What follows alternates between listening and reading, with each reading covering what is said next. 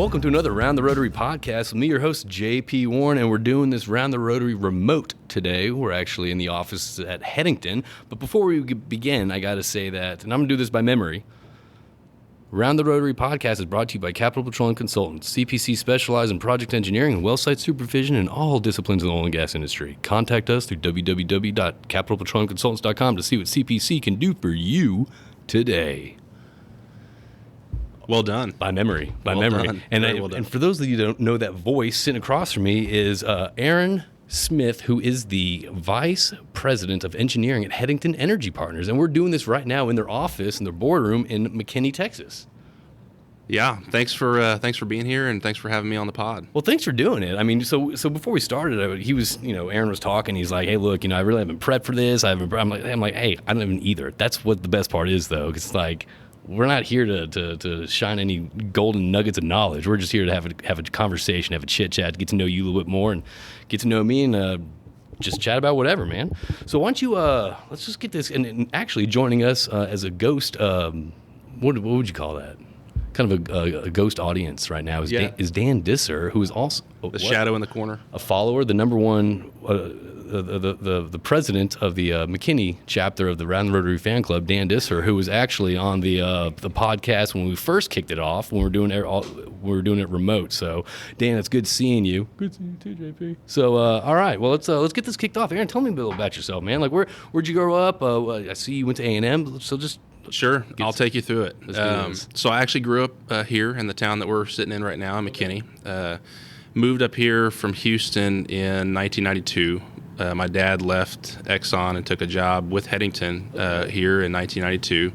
We moved to McKinney at that point. That's where I did all my school, graduated high school at McKinney High. So are you second generation oilfield? Second generation oilfield. Actually, I guess sort of third. My grandfather on my mom's side was in the business as well. Okay. So I call that third. Yeah. I would say that's third. So, but really predominantly, through my dad. So he moved here, or our family moved here in '92. How old were you when you moved? I was 5. I was in kindergarten, or just about to start kindergarten at that point. So it wasn't a tough move for you? No, not too bad at all. Right. Not too bad at all. I moved in 8th grade when I was 8 years old, and I'm still dealing with the trauma from it. You can talk. You were 8? I meant 8 years old, not 8th grade. Anyway, thanks for the chime in, Dan. So it was an easy segue for me. My brother, who works here as well, he was just born. Okay. And so we both grew up here. I left after high school and went to TCU, played baseball. What'd you play? For a year. I was a catcher. Okay. And really, going through high school, I really wanted to go to A&M. A lot of family had been there. I had some friends that were a couple years ahead of me that were there. Okay. That's really where I felt like I wanted to be. But at the same time, I had grown up playing baseball. Had a lot of people that had invested a lot of time in helping me through that, and felt like I owed it to myself and owed it to those people to give it a shot. So I took a small scholarship to go play at TCU. Okay. Which was kind of a nice segue into college. Not far from home, Fort Worth, hour or so from the house. Do you enjoy it? Do you enjoy playing college ball? I mean, is it as fun or is it more of a grind? It's a grind. Yeah. Somebody told me when I was in high school, if you're going to be a collegiate athlete, there's really 3 aspects to college. Academics, athletics, and social life, and you can do 2 of them well. And so, knowing that going in, it was either maybe 2 of them well. I knew that I wasn't going to sacrifice my academics, and so if I wanted to really devote myself to baseball, I wasn't going to leave a whole lot of time, to enjoy college life. And so, knew that going in, but it was a good experience. I had a lot of really good memories come out of that. Some good friends. Still talk to some of your old buddies. Still talk to some of the guys, not as much as I'd like to, but still do. And a lot of really good stories from that year and the summer after playing ball. And I think I'm not interrupt you, but to interrupt you, I always interrupt. My wife can't stand when I interrupt, but I think you're the third ex-baseball player we've had on the. I think it was Justin Rucci with Tanmar. Okay. He played at Rice, and I think Josh Haig played also. Interesting. I don't know where though. He's with Noble Energy, or Chevron, whatever they're called now. But anyway, sorry. Yeah. So I figured out pretty quick after getting on campus that it wasn't going to be my deal, and I was going to be looking to transfer, but I wasn't going to just bail on it. So I gave it my best shot there, and transferred to A&M after my freshman year. Okay. Went into civil engineering. So coming out of high school, I knew, okay, I'm good at math and science. Didn't really have a clue at all what I wanted to do. Advice from my dad was, look at engineering, but try to put yourself in a spot where you leave yourself a lot of flexibility. And so TCU offered only 2 engineering curriculums. It was either mechanical or electrical. Okay. I chose mechanical. Isn't it mechanical like more broad? A lot more broad. Yeah. Electrical's tough. Yeah. And so I did mechanical at TCU for the year, and then I transferred into civil engineering when I went to A&M. Was that weird for you going from, I guess, playing ball your entire life and then suddenly sophomore year in college not playing ball? I'm assuming It was weird. It took about 6 weeks or so on campus at A&M of no baseball for me to wonder who shrunk my pants. Oh yeah, yeah. No, You're not being forced to work out. Yeah, no athletic activity and not slowing down on my eating habits. Well, that could be the one thing that you don't focus on. You can focus on the social and academic now. Yeah, and so, but it was a nice transition. School was tough at A&M. I still didn't know really what I wanted to do. I did in the summer between TCU and A&M. So the summer after my freshman year, I was living in Fort Worth. I played summer league ball. I wasn't 100% sure that I was going to, walk away from baseball at that point. But on my off days, I would travel over to Dallas, where Headington's office was at that point, and just do what I could do to help around the office. My dad spent a lot of time with me, exposing me to the business, kind of walking me through what they did at a very high level. I certainly hadn't had any coursework at that point in time. That's pretty good exposure, though. It was great exposure, and I got to see a lot of different sides of the business. Yeah. And being in the position I'm in now, I know what that took, for time-wise, for him to set, his responsibilities aside for even a couple of hours. Of to coach me, and so very thankful for that. But it got me exposed to it, and really, as I went into A&M in civil, I already kind of had an inkling that I was interested in transferring. Okay. Into petroleum engineering at that point, which I didn't know how competitive that was. What year at was A&M? this? So that would have been fall of 06 was when I started at A&M. Okay. So the summer of 06 was after my freshman year, kind of part-time internship. And then after, in the spring of 07, after that semester, I came back up here, lived at home for the summer, and I was an intern at Headington full time. Okay. At that time, it was not Headington Energy Partners, it was Headington Oil Company, and they were very big in the Bakken. There was a lot of activity going on, 4 or 5 rigs that Headington was running. And so that got me a lot of exposure. I was able to make a trip or two up to Montana, North Dakota, kind of see the field. Well, I guess so. You're third generation. So was that your first time actually getting out to the location? So what was that like for you? Well, I guess I think in 06 we may have made a run down to South Texas. I might have gotten to see some stuff in Corpus. That's our other main area of operations, and kind of. A foundational area of operations for Headington back in the early 90s was South Texas. A lot of our, the guys that have been here for a long time, my dad included, and our guys in our Corpus office in South Texas, came from Exxon and have worked in South Texas for most all their careers. And that's kind of where we got started operationally was down there. So I got exposed to some of that stuff early on. I did get to make a trip, I think, down there in 07 as well. But, that summer was really my first notable experience. Real exposure to it. And what did you think about that? It was wild. It was exciting. It was, if anything, it was confirmation for me that this is what I want to do. Okay. My dad was very, very careful not to put any pressure on me or my brother, for that matter, to get into this industry. And so I was a little bit hesitant, I guess, at first, to okay, is this really what I want to do, or am I trying to do this just because it's here in front of me? And through that summer was really the confirmation I needed. That's when it clicked. This is what I really want to do. And so your brother's here too? My brother's here too. So, younger? Yes, younger. He's 5 years younger. And so he's petroleum engineer also? He is. Yeah, he actually, and he played baseball as well. So he went to OU and played ball at OU for 3 years. And then finished his degree at A&M. I think that's so cool that your dad was here, then you're here, and your brother. I just think that probably brings a certain unique culture to the team. It does. It's unique. It's a very unique opportunity for me to be able to work with my dad and brother, and I appreciate that very much. Do you ever bully your brother? No. Okay. He could probably take care of me. These are the real questions that people want to know. Most people when they show up here. Whether it be to try to call on one of our ops guys or just come meet with anybody, pretty much universally people comment on the size of our team physically. So we've got one of our reservoir engineers played football at Rice. He was an offensive lineman at Rice. You got myself, my brothers, my size are maybe a little bit bigger. Lindsey Hoover sits at our front desk there, is over 6 feet tall. Yeah. So I think that's how tall Evelyn's going to be. Yeah. So it's there's not a whole lot of bullying from my side of the table, I guess. Good. So. Sibling rivalry. So okay. So you're at A&M, and it's sophomore years. Now it's clicking for you. This is what you want to do. Yeah. So I transfer into petroleum, and actually making my way out of civil into petroleum was a challenge for me academically. What was challenging about it? I made good grades, but I had a class. It was my electrical physics class.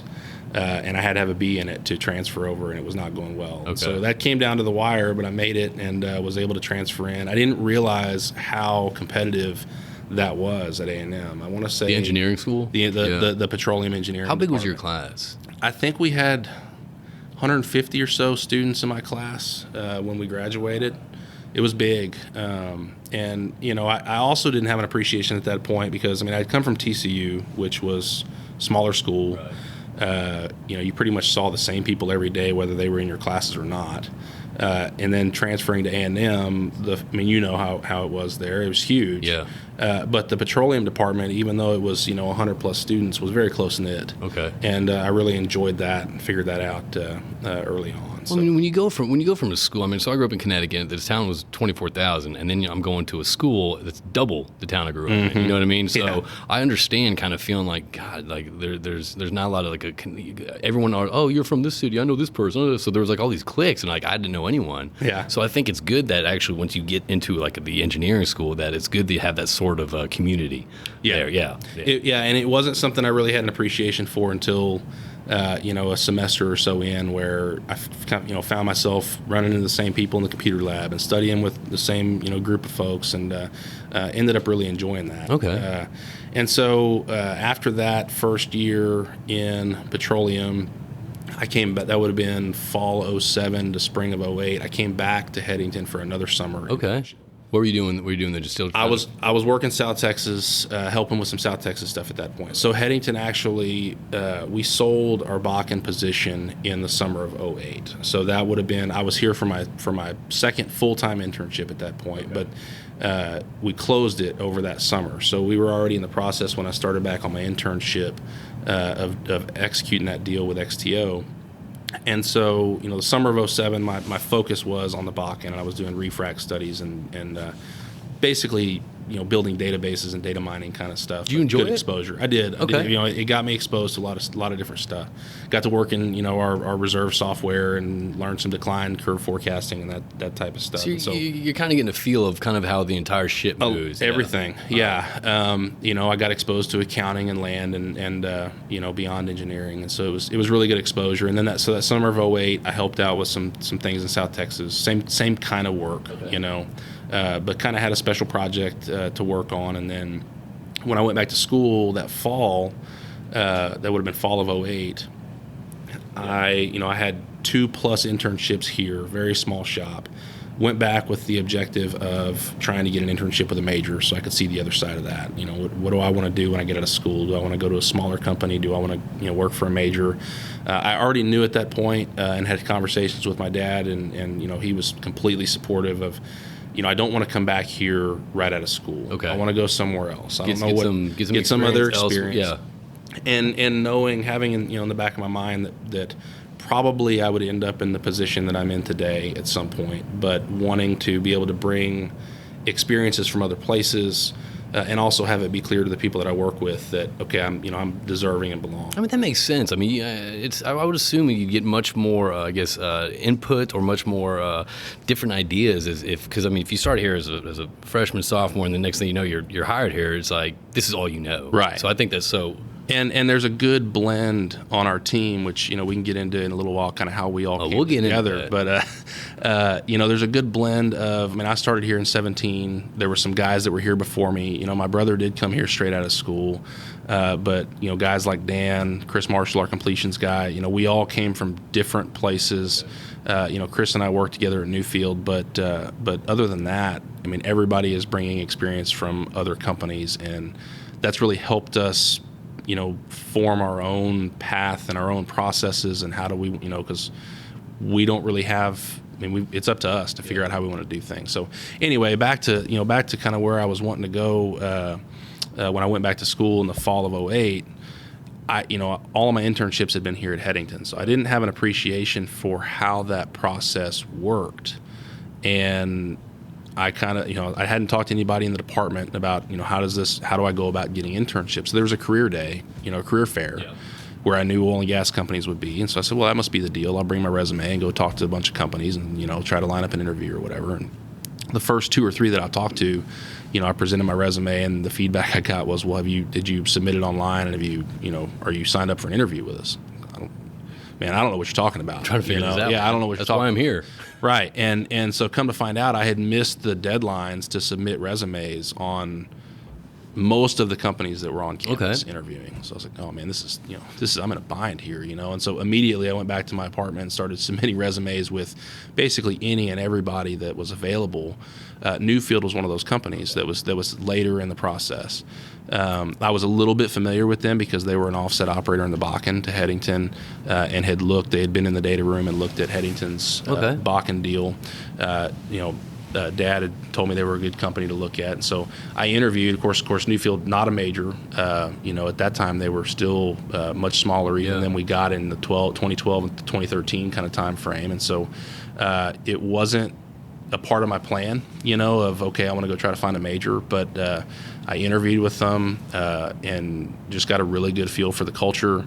There's some great people, but the time you're talking about, man, we before we started recording, we were just throwing names out. There's some really, really solid people that were at Newfield at the time. Yeah, during the time you were there. So what were you? Interviewing for? What was the position? So it was going to be an operations internship in Houston, which I really liked the idea of that. And they were sending some interns, to Utah or to the Rockies or to Tulsa. I was interested in staying in Texas. And so I went. It was an office internship, but I was responsible for doing a field study on one of our conventional fields in South Texas. And so at that time, that would have been summer of '09. Newfield was we actually still were running a couple of rigs in South Texas, conventional down in our Sarita field. And around that time, they started transitioning rigs out of South Texas and up into Arkoma, drilling Arkoma gas. And so I got to be a part of the onshore Gulf Coast conventional team, which that was kind of around the end of that team's era as a focal point at Newfield. And I almost wish I would have started there 3-4 years sooner, to have a little more time with those guys. Yeah. There were a lot of guys, a lot of geologists and some of our reservoir engineers that were moved on pretty quickly after that, either due to retirement or just wanting to find something else that wasn't matching kind of the cultural transition into the unconventionals that Newfield was taking. So you thought there was an opportunity to just kind of like, man, if I was just here a little bit longer, I could be learning a lot. Yeah. And I learned a ton. And then at the end of '09, at the end of that summer, they made me an offer before I went back to school, and I was very interested in that. I didn't accept it right away. I wanted to interview. I mean, again, I didn't get the opportunity to get exposure to the majors like I thought I would when I didn't have the time. So I had all my stuff together. When I went back to campus, like, okay, I'm going to submit resumes and interview and do all this stuff. And Newfield, there was a deadline on the offer, but they kind of granted me some leeway there on being able to explore what my options were. And so when I went back, I started submitting resumes online to bigger companies. Right.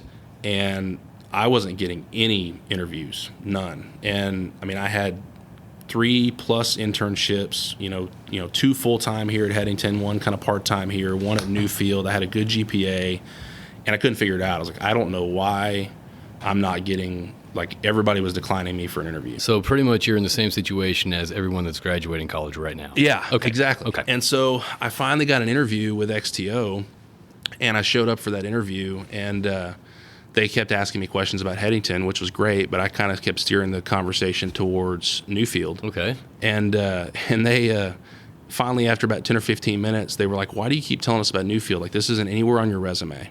I had submitted the wrong resume, okay? And the resume that I had submitted was a resume that I did as a class assignment that I made a total joke of, had a ridiculous picture of myself on it, okay? And I had clicked that file and selected that file to submit to all these companies. So I figured out pretty fast. That's unbelievable. I figured out pretty fast. That's why I didn't get any interviews. And so I mean, fortunately, I had brought with me to the interview my real resume, and I also kind of figured out that I probably got that interview because Headington and XTO had just transacted on this Bakken deal. Because I also got a vibe from the guys that were interviewing me that were like, why are we interviewing this clown? So you're coming in there. You got a silly resume, a goofy picture on it, and you're talking about Newfield. And like, what the hell is this guy talking about? We don't see Newfield here. So I hand over my resume, my real resume, and they were like, okay, yeah, this is much better, And so then the interview, took a better turn, and I immediately went back to my apartment and started emailing the contacts for the other companies I had submitted to, saying, look, I selected the wrong file. This is my real resume. That got me a couple of other interviews, and I actually ended up doing a second interview with XTO, but that was right around the time that ExxonMobil, that deal happened. Okay. And so I kind of got ghosted by them around that time, and then just decided, okay, I'm gonna accept the Newfield offer. And I kind of look back on that as that's just something that seems like it was just supposed to happen. Yeah. That way, and I wouldn't change it at all. Newfield was a great place for me to start my career. I couldn't really imagine a better spot. When did you start your career? So I started back in a similar position that I interned in as an operations engineer in our South Texas conventional group. And so when I got started there, that was 2010. I started in summer 2010. And I spent about the first 6 months just getting acquainted with the production group again, kind of catching some overflow projects from other engineers under their supervision. Newfield was really, really good about tasking brand new engineers with legit, real responsibility. Let us tread water but not drown. Right. So I was working under the supervision of some really, really good engineers. One of those I still keep up with on a pretty regular basis, today. Ended up being my boss for a while. So that was about 6 months, and Newfield had a training rotation at that point that they put us through, where they got us exposed to drilling, production, completions, right. Reservoir.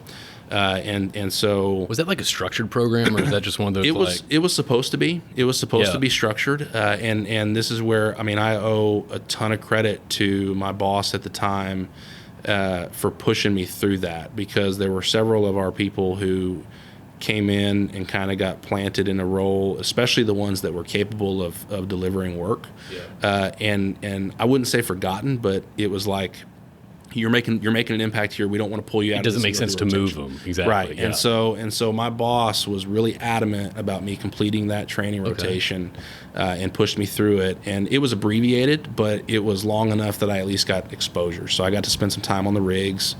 Did he just see something in you that he just? I'm assuming because he pushed you through it. I'm assuming that he, boss/mentor, kind of. I mean, if he's pushing you to kind of expand your horizon, expand your knowledge on all this stuff, it seems like he was kind of a mentor.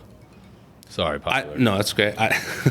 I think so. I also think, I had an inclination, even though I came in an ops role, that ultimately I was probably going to end up in a reservoir type position, and that once I got there, I may never go back to ops.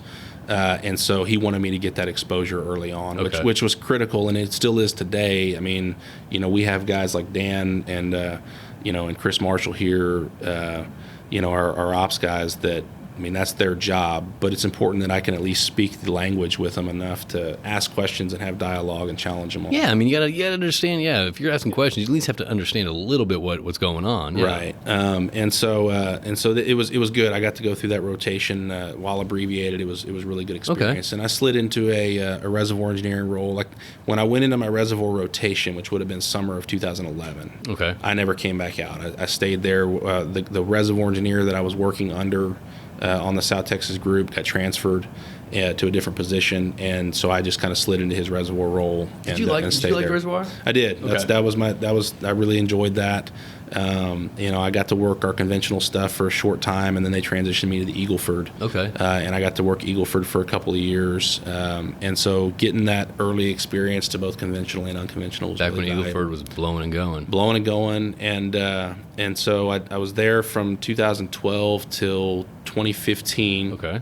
And they moved me into an asset lead role. So I was supervising the reservoir engineers over Eagle Ford and onshore Gulf Coast. And I was still kind of a working lead, so I still had my reservoir responsibilities in the Eagle Ford along with another. So you moved up to kind of a supervisor role.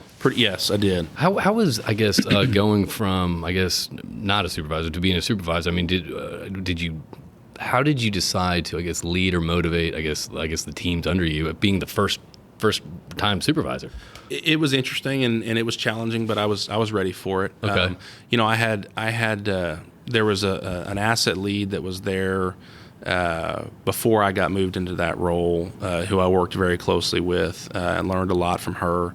And there were periods of time where either she was kind of pulled off to work on a special project, or I think there was a time where she was gone on maternity leave where Gail? I was kind of, no, it wasn't Gail. All right. It was Martha Mcguire. I don't know if you knew Martha. She was an offshore reservoir engineer that then they moved into onshore. And so I learned a ton from her, worked very closely with her because Eagle Ford was kind of the focus of our team at that point. And they let me kind of not backfill, but carry a little bit more of that responsibility in times where she was out. Okay. So I kind of was able to dip my toes in the water there a little bit. And the team that I was working with was really good when I did finally move into that role. So it's not like you really had to actually herd cats. I mean, it was a very driven team, smart, capable team. Yes, and it was a team that I'd been working with as an RE, so I was familiar with everybody. No, it was a very, very good team. We all worked together really well. And it wasn't that big a hurdle. Okay. But I was fortunate to have that experience. That's part of why I wanted to go somewhere else before coming here was, if I stubbed my toe in those kind of roles or, the learnings that I had there, I could correct and bring with me here. Right. And my approach, to Newfield, and it was almost understood, or we had conversations, myself and my supervisors, they kind of knew, okay, I've got this other opportunity excuse me, out here, yeah. If that's where I ultimately head. But while I was there, my approach was, I want to do the best I can here. And if I find that this is where I want to be long term, I want to be in the C-suite chair if I can, right. And so that drove me, kept me motivated. And it was a really good combination of learning experience and being in a good position to make an impact at that company. And so I was very fortunate for that. And then in 2016, we sold onshore Gulf Coast. Okay. And so I got, again, great experience there, being able to assist in that effort and, put together a sales package that was a pretty significant size, both our South Texas conventional assets and then our Eagle Ford.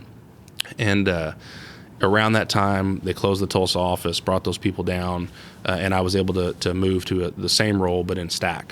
So I was still in an asset lead. That's when they moved from Greenspoint to Woodlands. We moved from Greenspoint to Woodlands when we closed the Rockies. Okay. Around that time. Okay. When we closed Denver, and that would have been in 2014, I think, maybe 2014 or 15. And then not too long after that, they consolidated again and brought Tulsa down. And so that was really good for me because it allowed me to work a brand new basin that I hadn't been exposed to in Anadarko Basin and around a bunch of people that I hadn't been exposed to. And it presented a whole new set of challenges with a cultural mesh there between, Houston and Tulsa, where Houston kind of still had a lot of the elements of what we called kind of old Newfield, the old offshore and conventional guys, and then of course Tulsa was blowing and going unconventionals, and that's where so much of the dollars were going for the company at that time. And so it was an interesting blend of culture there, and navigating that was a good experience. In times like this, with all the consolidations and people, a lot of good people out of work and joining new companies and all that stuff, obviously there's going to be clashes of cultures everywhere. What do you have any What was your approach to, I guess, when you're dealing with two cultures of the same company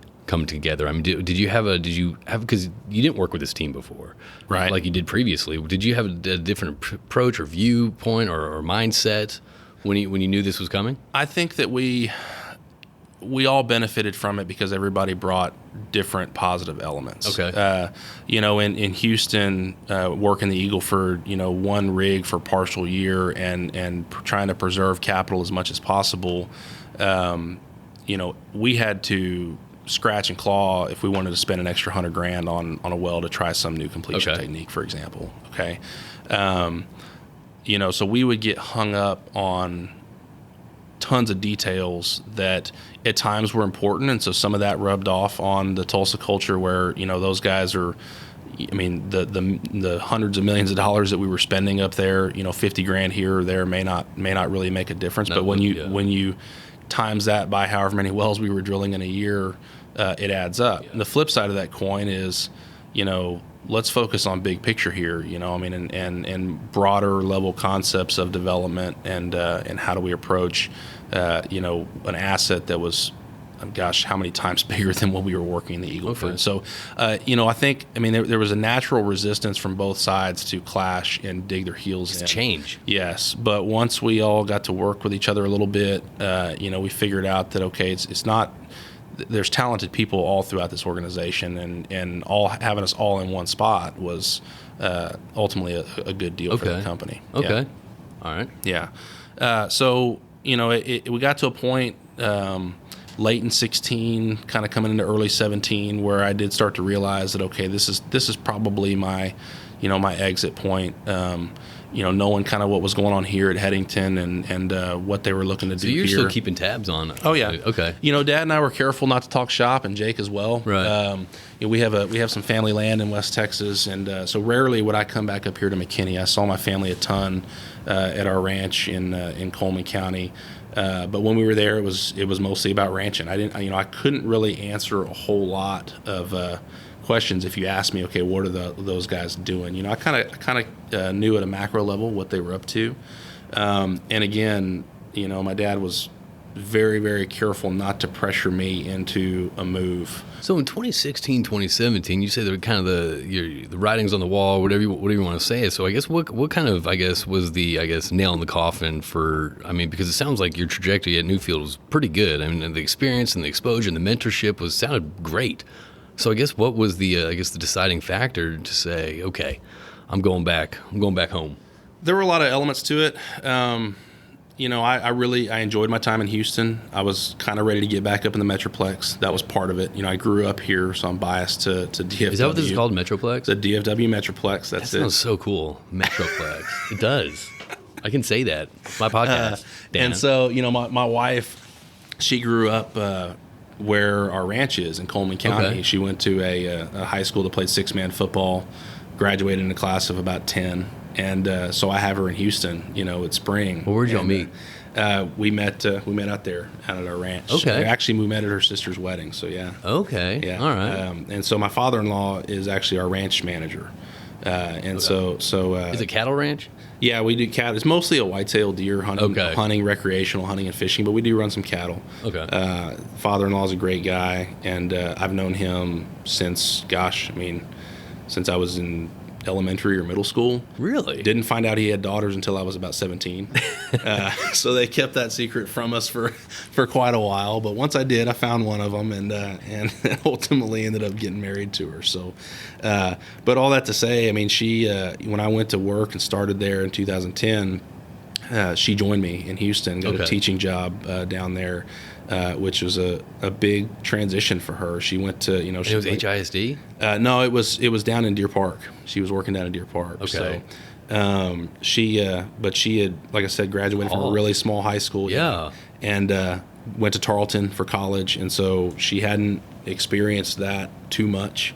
So was a culture shock for her. It was, but we did great, and we enjoyed the time that we had there. But I was interested in getting back up here. Of course, I didn't really realize how much McKinney and Prosper, where I live now, had changed over the course of the time since I graduated high school in 05. The Metroplex is I would assume the Metroplex has changed dramatically. It's blown up in the last 15, 20 years. Yeah. And so I told her, I said, hey, look, we're going to, I'm interested in moving back up here. Let's go check this out. And I kind of know where I want to look. This town of Prosper, when I was in high school, Prosper had a 2A high school, small town feel, all that. We moved up here, and I was like, wow, what has happened? It's not the same. I mean, the where I live now, when I graduated, it was cornfields, and then Deion Sanders had a house out there, and that was pretty much it. That's it. And we're driving around up there, and I'm like, where's Deion's house? Oh, it's behind that gigantic Kroger that they built and all these neighborhoods that are going in. And so, we flirted with, should we look to move a little further north and get a little out of it, but we decided to go ahead and settle in Prosper. And so that, interested in coming back up here. Our daughter was, I guess, 3 at the time. Of course, my parents live here. 2016. This was 20. She was born in December of 13. So yeah, it was December early December 6th. That's tough. That's gotta be tough for her to be a December baby, because it's the easiest thing to do. You just lump Christmas and birthdays all together in one. You know what I mean? I feel horrible for December babies. Well, her mama makes sure she's taken care of. Okay, good. If you're listening out there, sorry. So anyhow, my parents both live here, obviously, and so getting her closer to them and having them around to help us out, and game changer. It's huge. And then, I mentioned our family ranch. So in Houston, I was 5 to 5.5 hours away from it. Up here, I'm 3 to 3.5. So getting a little closer to that. It was more about, where I was in life and just kind of a change family wise, but also, the experiences that I had at Newfield and kind of what I had come into there. We divested all those assets. It was kind of a logical conclusion to that time. Yeah. Okay. And so, I allowed myself to get a little exposure to Stack, which I think was great. And like I mentioned, getting to know the other people and dealing with different relationships and all of that, which has helped me a ton. But it was just kind of time. So, came up here in 2017. We were in a spot where we had some assets that we were ready to drill and needed to put a team together to go to work on them. And, all right. So that's been a really interesting experience and challenge. We kind of. So they brought you on to build a team. I was a part of it. I was a initial key piece in the team that we're building. So some of the guys that work here now that are part of our technical team up here in McKinney were here when I started. My brother was here, getting some operational experience and getting plugged into really the industry as a whole. Right. We had a couple of our geologists that are here now were already here. So that's got to be kind of a cool experience for you. I mean, you go from Newfield, which pretty much HR picks the team, pretty much. Oh, this picks the team. But now you're coming to a smaller shop, which first I love working at a smaller shop personally, but you're coming to a smaller shop and now you are kind of tasked to be part of this group that builds a team. So can you tell me about that? And I guess what you kind of look for when you're trying to build a team or what you focus on? I mean, this might be good for people out there right now that are looking for, new hires or something, new graduates or something like that. Like, how do you build a team? What do you look for? Well, let me back up a little bit and give you a little color too on kind of the status of the company and what has transpired since I was interning. So because that'll kind of help lead into that conversation, because it really was a fun thing to do to put a team together up here. But Headington's been around for a long time. Was Headington Oil Company, started by Tim Headington a long time ago, back how long? Like 80s, early 80s time frame. And his mode was buying and selling non-ops and minerals, taking stuff that the majors were trying to shed and didn't see value in, right, and buy and sell those. And it was predominantly non-op. It was a really small shop at that point in time. And then in the early 90s, they acquired an asset that had some operated components to it in South Texas. And so that's when my dad came on board, was in early 92 from Exxon. So he had some operational experience. So how did he find out about this company? Did he know Tim or just connections through other guys he had worked with at Exxon that had left Exxon and had gotten to know Tim. I want to say Bill Johnston, one of our other co-founders and kind of one of the 3 core principal owners of Headington, I believe was working at Netherland Sewell. He had been at Exxon. I think he had left and gone to Netherland Sewell and had done some reserve evaluations for Headington. Okay. Was aware of the operated acquisition and kind of put those guys in touch. At that time in the early 90s, my dad was on a really strong trajectory at Exxon. They were looking at moving us overseas. I was about to start school. My brother had just been born, and he also kind of was looking at a transition point. So, okay. So he came here and then ended up, Bill Johnston ended up coming to work here, and they brought with them some of the guys kind of their generation from Exxon that had worked South Texas assets and built a strong position down there in South Texas, predominantly doing joint ventures with Exxon. Okay. Some of the old properties that they had worked while they were there. And so that's where the operated program really got built in the early to mid 90s, was down in South Texas drilling, conventional Frio and Vicksburg wells. And then the Bakken happened. And so, we've got an office in Corpus. We still have that office down there today. Right. It's a technical shop. But the Bakken happened, and that was a lot of the focus up here. And when they sold that in 2008, up here was predominantly focused on continuing to manage the non-operated properties, which were extensive. And that's when you were coming in intern. And I was interning at that point. Yeah. And then a continued operations focus in South Texas.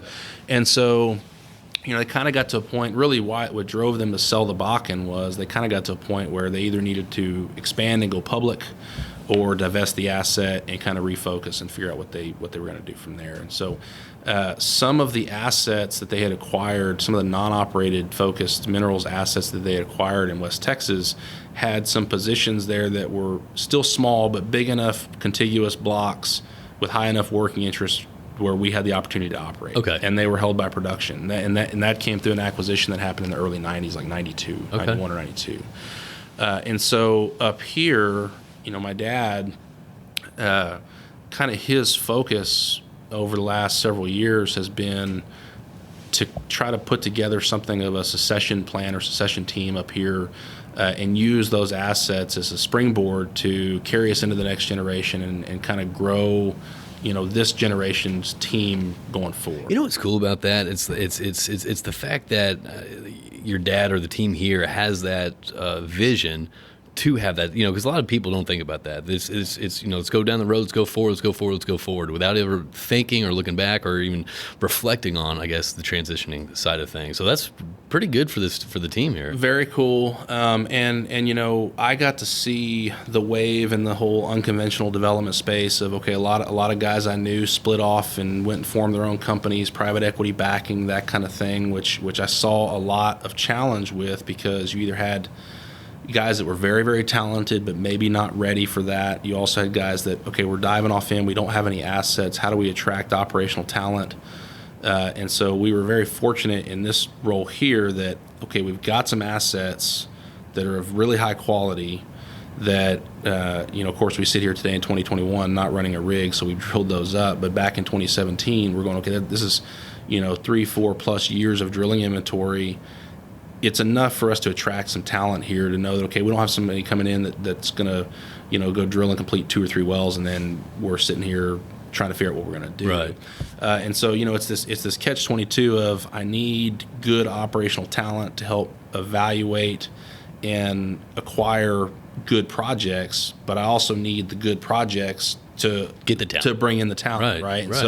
So us as the kind of the newer team, we're in a very good spot, fortunate to be able to have that. And so after the Bakken, they had a lot of options. I mean, they could have folded up, they could have sold the rest of the properties and focused explicitly on South Texas.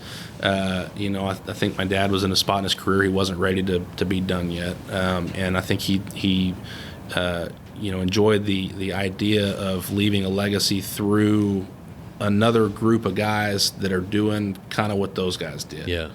And so I could kind of see that a little bit from the outside. That was part of my, it's time to go ahead and make a move. Also knowing that, I've learned a lot about unconventional reservoirs and development in the last 3 or 4 or 5 years. If they've got these projects that, my dad and Tim Headington and Bill Johnston, those 3, principal core owners, they own those projects like I don't want to let some other dudes come in there and drill that stuff up. I would rather it be me and a team that that it's we your put house. together. Right? It's your house. You want to take care of it. So I joined, and we had some folks here. We had a reservoir engineer here that moved on to a different opportunity after I started, and a couple other folks that were here that decided it was best for them to move into a different space, and that kind of paved the way for us to build what we've got here today. So. When I left Newfield, Chris Marshall, our completions engineer here, he and I had worked really closely together for 2 or 3 years there, formed a really strong friendship. And when I left, it was kind of like, man, you're really good at what you do. We've got a good bond here. Like, I really want to work with you. There's already an operations guy in place there to work on our West Texas stuff. I don't know how active we're going to be. This is probably not the right time. But plant the seed. But man, it's like, don't leave Newfield without talking to me first. Well, shortly after I started, the ops guy that was here left, and so I called Chris about a week or two after I left Newfield and said, "Hey, you remember that conversation we had about you coming and us working in a few years? Like, that time's now, and." And don't leave yet. Wait a week. Right, and so so he came up and visited, and we brought him on board. And then shortly after that, we went and hired Dan. We knew we needed a drilling engineer. And so we actually kind of polled a couple of different people that we knew in the industry and had a couple of different folks, independent of each other, give us Dan's name. And bottom of the barrel. Yeah, this guy may be looking for something new here pretty quick. And yeah, so we look at it. So Cooley was one of those guys that tipped us off to Dan. Anadarko had just moved him out, from Houston out to Midland, and we were able to bring him back to city life here in Dallas. And Dan came and visited. We had a good meeting with him and hired him on. All this was taking place in 2017. So you're looking for the experience, you're looking for the personality, you're looking for the fit. What is it? What's driving, I guess, your decision to bring someone onto the team? Hungry guys, man. Guys that are self-starters, self-motivated. All of us, guys that even in companies like an Anadarko or a Newfield where, okay, we're shareholders, but we don't really feel it in our pocketbook if we make a mistake. But it still hurts because we care. Those guys, because those are the guys that I know, when they're here and it is, impacting their pocketbook, they're going to be ready for that pressure. And plus, I mean, at a company like this or any company like this, I mean, to not have that drive to actually, nobody wants to be telling somebody what to do every day. You know what I mean? Like, geez, you've been here for long enough. You should know what to do. You should know to take initiative. Yeah. You should know X, Y, Z. Guys that, and guys that, I mean, like in Dan's case, for instance, he's not afraid to do something beyond what his primary job description is. Right. I mean, both of us came from a place where, and this was kind of honestly a hurdle for our team where, okay, we've got this asset, we're ready to go drill it, we're starting to look at rigs. All right, we need to permit some wells here. Who's going to permit these wells, And so we're kind of looking around the table, and Dan jumps in and is willing to take things from start to finish. My brother is another great example, just from a standpoint of not being afraid to jump into something that's uncomfortable and learn. The project that we had him start on was a massive facility construction. In West Texas, with very limited experience and exposure. And we learned a lot of things as we went through that. But, man, I mean, he was not afraid to jump in there and get that done. And then the next one got a little bit better. And as we go forward, I know it's going to keep getting better and better. And so those are the kinds of traits of the guys that we wanted to bring in here. And, a detriment, I guess, to the team that we have is, and we talk about this every day, is that, we have up here in McKinney, at least, we have, one drilling guy, one drilling focused guy, one completions focused guy. Myself, I'm reservoir background, right? And we kind of intertwine with our South Texas group a little bit, even though they're working on different type of projects. Conventional vertical gas is very different than horizontal and conventional oil, but obviously there's still concepts that you can take away and share knowledge on. But we don't have a department full of guys that are running 5 or 6 rigs that Dan may not be experiencing a problem, but somebody else is, and he's able to learn from that. And so guys that are willing to push themselves to, pick up the phone and call somebody and maintain relationships and connections and networks that allow us to not get stale in what we know. And plus, I think getting out of someone's comfort zone, whether it's a new task, a new job, or a new career path situation like that, I think that's where you grow. I think that's where you shine. That makes it fun. Right. And we're at a spot right now where we're not. We've drilled up the inventory that we feel really good about in our legacy West Texas assets. And we've been chasing new opportunities hard for the last, year plus. How's that been? It's been tough. And it's the industry's in a weird spot. Yeah. I was one of my bigger concerns about leaving Newfield and coming here was, I had seen what was going on in these unconventionals with private equity groups going out, drilling a handful of wells, proving up a position, and somebody biting off and paying a major price tag for it. And I was very concerned that, we're not going to be able to be competitive with buying because, I'm not buying it. I'm putting a more conservative curve on things. I feel like that model, that model was everyone's dream back in, 2012, 2013, 2014, and around 2015, 16, that's you didn't see that anymore. It kind of played out. Yeah. And so, our focus when I got here in terms of trying to pursue new opportunities was more about, let's look at lower cost of entry stuff that is kind of a little bit off the radar, maybe fringy, maybe a different concept that people haven't really bought into yet. And kind of spread that around a little bit. And maybe we have, 1 out of 5 that really work well for us, but that makes a program. And we kind of evolved back into, just after seeing how we performed developing those legacy assets, we evolved back into a mode of, we thought we were going to be really good at this, but we are really good at this. Our well costs are incredibly low. Our well performance is really, really good. We can afford to pay premium for dirt and just operate it better, and our costs allow us to do things that some of the big guys can't do, drilling shorter laterals, developing fringier acreage. And so those are the kinds of things that we've been looking at is, all right, we're willing to pay what we need to pay to get some of this dirt. But there's still a pretty wide spread in bid versus ask. I was going to say, man, market. Since March, the world took a shit and the dumpster fire happened and all that stuff, and you got consolidations, you got, no capital coming into companies. It's a completely anxious, environment, if you will. It's very nerve-wracking. But how is that, since March until now, trying to find, how's that been? I guess everything's virtual now and all that fun stuff. But how has that been? Is it kind of been a new approach to trying to find deals, assets? It's been really tough. We've had some things come to us, and I've had a couple of things we've been chasing. We're having to be really patient. I know a lot of other guys are too. Our biggest thing is we don't want to do the wrong deal. Yeah. That's not going to scare us off. When we find the right one, we'll do it. But it's taking patience, and it's tough on our guys. We laid the rig down in May. Guys that we put, May of last year, guys that we put to work on the rig and in our completions groups.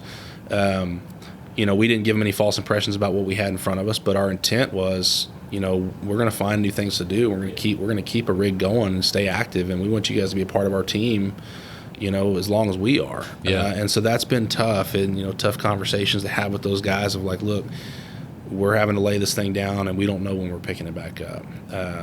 It's been tough on guys like our hops guys who we're finding other ways for guys that value. To your point, it's important to build on your knowledge base and get exposed to other areas. So I've had Dan do some reservoir engineering work for me, which I'm not sure he liked all that much. But it's hard too for we built this team on guys that are driven to get up and show their worth every day, But now is the time to learn new stuff. It is, but for those guys not to be able to do what they know how to do and flex that is a challenge, and And so, yeah, we're making the most of it. We're being patient.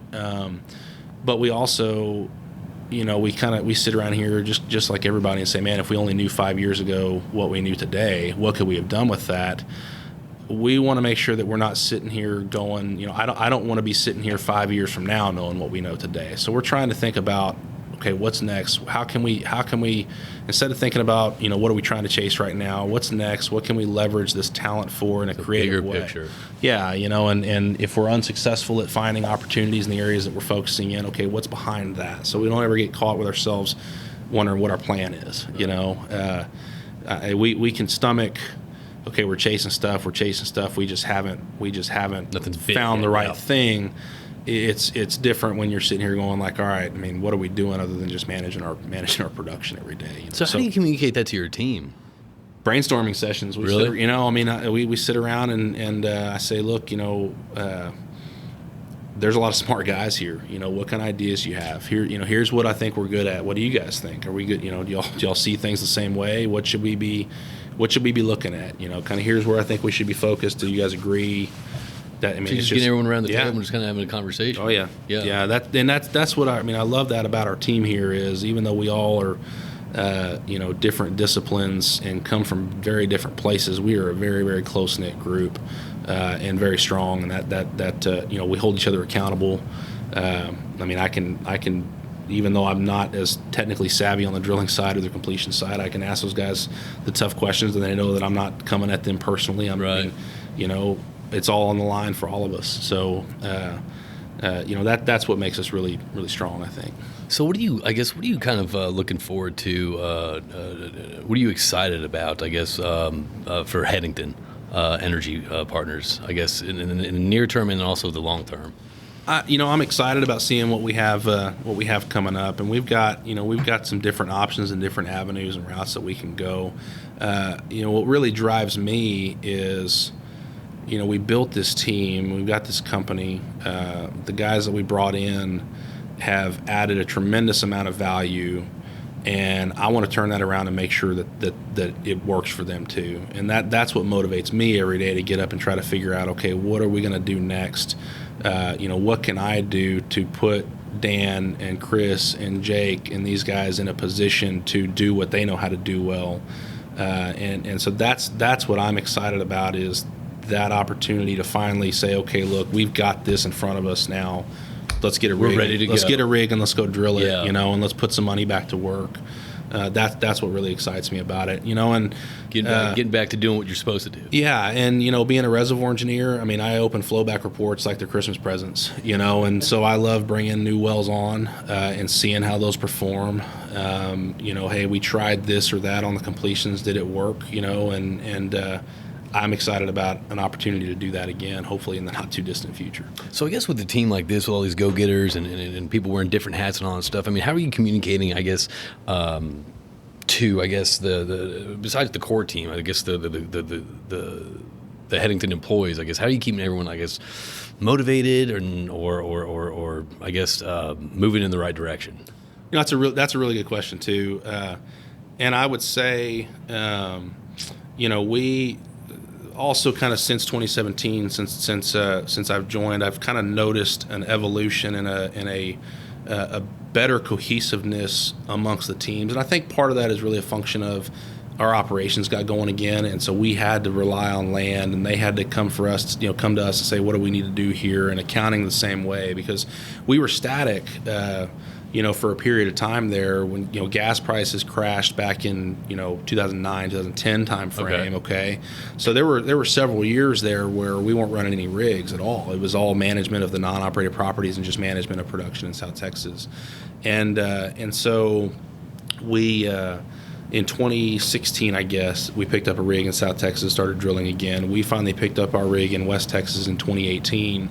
And there was kind of an element almost of like, man, like this is fun to do this again for all departments, Yeah. And we own a very extensive non-op base, something like 4,000 properties, non-operated properties across the lower 48.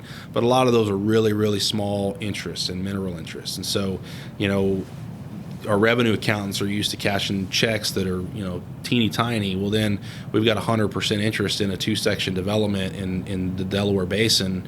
We're bringing on 10,000 barrels a day. That first month's revenue, they're going, is this right? Like, what is, man, and so it was almost kind of a rejuvenation of sorts, for all the departments. And so kind of getting that fresh energy, I think really helped us out a lot. And it's not a stagnant, okay, I'm coming to work, I'm keying my entries, and we're going to do it again tomorrow. It's okay, what's next? Or when are we going to pick the rig back up and get going again? So I think that's been a big part of it. Well, hopefully soon.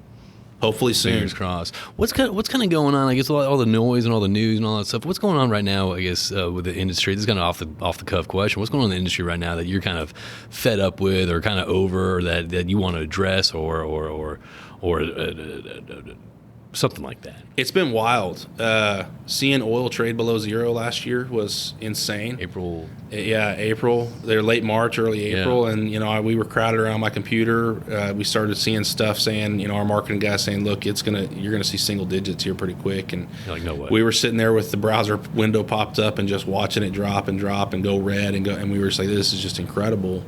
And then you had the flip side last week with the freeze, where you've got West Texas, gas trading at $150 to $200, and then Houston Ship Channel or South Texas gas trading, higher than that. It's been really, really wild times, and it's been again really good learning experiences for us. So how do we navigate this? That's the thing. It's kind of interesting times because there is no playbook for this. The circumstances, the situation that we're all in, it's new. Right. That's the thing. It's not like you can be like, oh, we did this when this happened previously, but you can't do that. No, and we have been in a mode. Kind of one of our strategies for growth has been to try to go, especially once prices crash, was try to kind of go look at, okay, where are certain companies distressed? Are there certain little bits of their position that it makes sense for them to sell to try to generate some cash? When is this correction going to happen in terms of how people understand, and project unconventional resource play and the reserves in those?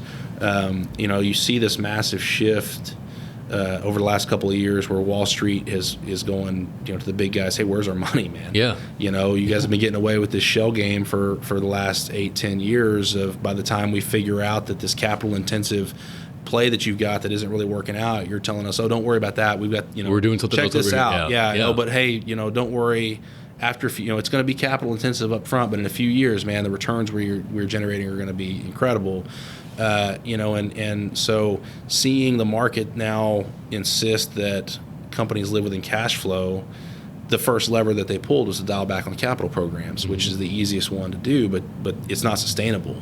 And so, that started happening around 19, where companies started withdrawing, dialing back their capital programs, not drilling as many wells. Yep, I remember that. Chewing into DUC inventory, okay? And so as we enter 2020, our team is excited about the landscape from a standpoint of, okay, the declines are going to start manifesting themselves this year. The production growth isn't going to be there that as modeled because people haven't been investing the capital to keep up. And then COVID happens, and so that natural production decline gets masked by a curtailment associated with reduced prices. And so, it didn't show up for us like we thought, and certainly prices, obviously were suppressed throughout all of 2020, which was tough on us and set us back a lot because we invested a lot of money in 18, 19, and 20, and early 20, and we're ready for 2020 to be a big positive cash flow year for us, and we kind of had to hunker down and just kind of take our medicine for a while. Fortunately, our wells have performed very well, and as we start seeing better pricing here in 21, we're able to open things up and generate that cash. Okay. But to me, it's still to be seen, what the long-term implications of with the attempt and effort for these bigger companies to have to live within cash flow and what happened. Where do you see that? What's your prediction? I see a stronger than anticipated decline in oil production, which I think in the long term is going to be great for guys like us. But we're still waiting on that market correction. You still have a massive number of companies who paid way too much for acreage and can't stomach letting go of acreage that they paid $40,000 for. That's the thing. For what it's really worth. Yep. And that's a hurdle for us. What was it? Was it like $40,000 an acre in 2017? Now it's like 5 or something like that. Yeah, it's insane. It's starting to swing back Yeah. the right direction. But I mean, we had a company that approached us about some acreage, or we were trying to roll some acreage into one of our developments, and try to get them to join to sign a JOA. And they said, well, why don't you guys just buy this piece from us? Oh, all right, what do you want for it? Well, we want $40,000 an acre for it.